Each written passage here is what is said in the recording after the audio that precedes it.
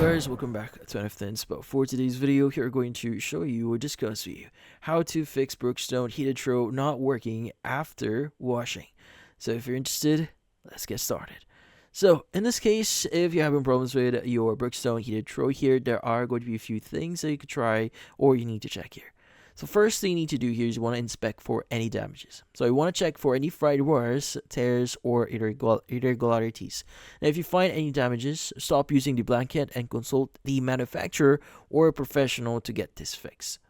Now, next thing that you want to do here or you want to ensure is you want to ensure it's actually dried. Now, in this case, you want to let your blanket air dry completely before plugging it in again.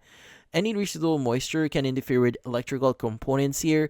Just lay it flat in a ventilated area and allow enough time for it to dry.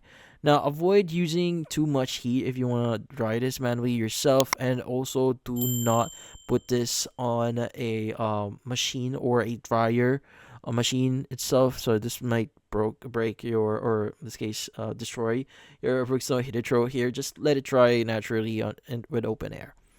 Next thing that you want to do here is you want to basically verify all connections. So if it's dry, you want to make sure that the power cord and controller are securely connected. Any loose or improper connections can prevent the blanket from working. So yeah. Now, also, you might want to check your user manual here. So you can refer to your user manual for proper washing and care guidelines. And make sure you follow those, because most likely, if you don't follow those, you may have broken your blanket here. But as long as you follow the guide, you should be good.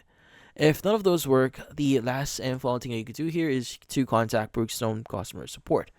Now, in this case, to avoid any problems, or in this case, any issues or further accidents, just in case, it's best to contact Brookstone customer support to get this fixed.